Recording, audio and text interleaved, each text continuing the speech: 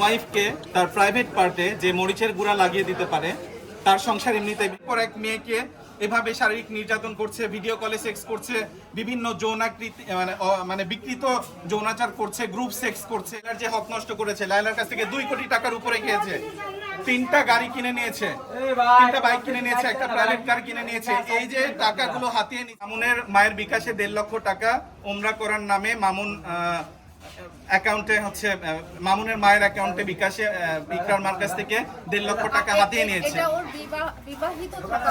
কারণ ইকরার বয়স খুব কম, ইকরার 16 বছরের একটা মেয়ে।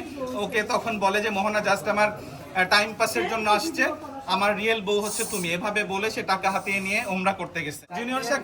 জুনিয়র সাকিবের বউ যে ইকরা মেয়েটা আমার কাছে বারবার কল করে বলছিল যে ভাইয়া সাহায্য চাই, ভাই আমাকে সাহায্য করেন, আমার সাথেও মামুন অন্যায় করেছে, আমার সাথে মামুন 7 মাস রিলেশন করেছে এবং ফোন কলে মামুন আমাকে বিয়ে করেছে। মামুন সংসার ভাঙার পেছনে আমি বা কেউ দায়ী না, কারণ একজন ওয়াইফকে তার প্রাইভেট পার্টে যে মরিচের গুঁড়া লাগিয়ে দিতে পারে, তার সংসার এমনিতেই ভেঙে যায় এবং তার ওয়াইফ রেখে একের পর এক মেয়ের সাথে যা করছে। আমি দেখাই, এটা খুব রিসেন্টলি ভিডিও। মোহনার সাথে বিয়ে অবস্থায় সে মেয়েদের সাথে কি আচরণ করছে আপনি দেখেন, আপনারা দেখেন। এটা মোহনার সাথে বিবাহিত জীবন অতিবাহিত করাকালীন একটা মেয়ের সঙ্গে সে, আপনারা সাউন্ড শুনলে বুঝতে পারবেন, পরে আমি আপনাদেরকে ভিডিওটা পাঠিয়ে দিব, যে ছেলে নিজের ওয়াইফ রেখে এভাবে একের পর এক মেয়ের সাথে মানে ফিজিক্যাল রিলেশন করে থাকে, সে ছেলের সংসার কি আদৌ টিকবে বাংলাদেশে? আপনারা কি মনে করেন? এটা কখনোই টিকবে না। আর আমরা আজকে কোর্টে আসছি শুধুমাত্র, আপনারা হয়তো দেখেছেন নিউজে যে লায়লা অনেক সময় একা একা কোর্টে আসে। এই কোর্টে আসা এটা কিন্তু অনেক বড় একটা হ্যাসেলের কাজ। এই কোর্টে এসে যদি আমরা সঠিক বিচার না পাই তাইলে তো আমাদের অবশ্যই খারাপ লাগবে। আর সবচেয়ে বড় কথা হচ্ছে যে একটি লায়লার বিচার যদি বাংলাদেশে হয় তাইলে আরো হাজারো লায়লা বেঁচে যাবে প্রিন্স মামুনের মতো একজন ক্রিমিনালের কাছ থেকে, বা প্রিন্স মামুনের মতো একজন র্যাপিস্টের কাছ থেকে।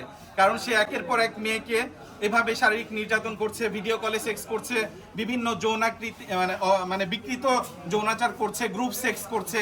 তো এর মতো একটা দর্শককে যদি আমরা বিচার করাতে পারি বা বাংলার মাটিতে যদি ওর বিচার হয়, তাইলে দেখবেন যে লায়লার মতো হাজারো মেয়ে বেঁচে যাবে এই ধরনের নির্যাতন থেকে, আমি মনে করি।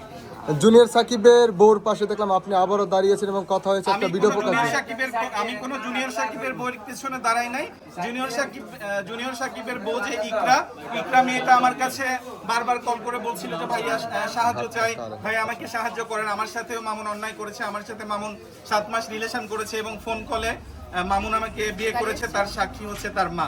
সো একটা নিরীহ মেয়ের পাশে আমি জাস্ট দাঁড়িয়েছি। আমি জুনিয়র সাকিবের কোনো ইকরার কাছে নিজে যাই না। আপনারা যদি মনে করেন যে এগুলা কোনো ফেক নিউজ, এটা কোনো ফেক নিউজ না, রিয়েল নিউজ। এবং ইকরা এবং ইকরার মা 1টি বছর ধরে আমার কাছে বারবার সাহায্য চাচ্ছিল, দ্যাটস ওয়াই আমি তাকে সাহায্যের হাত বাড়িয়ে দিয়েছি। এবং হ্যাঁ, মামুনের মায়ের বিকাশে 1.5 লক্ষ টাকা ওমরা করার নামে মামুন অ্যাকাউন্টে হচ্ছে মামুনের মায়ের অ্যাকাউন্টে বিকাশে ইকরার মার কাছ থেকে 1.5 লক্ষ টাকা হাতিয়ে নিয়েছে।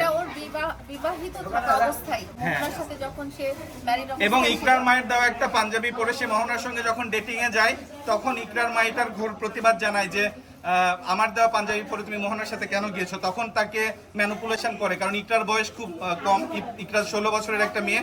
ওকে তখন বলে যে মোহনা জাস্ট আমার টাইম পাসের জন্য আসছে, আমার রিয়েল বউ হচ্ছে তুমি, এভাবে বলে সে টাকা হাতিয়ে নিয়ে ওমরা করতে গেছে।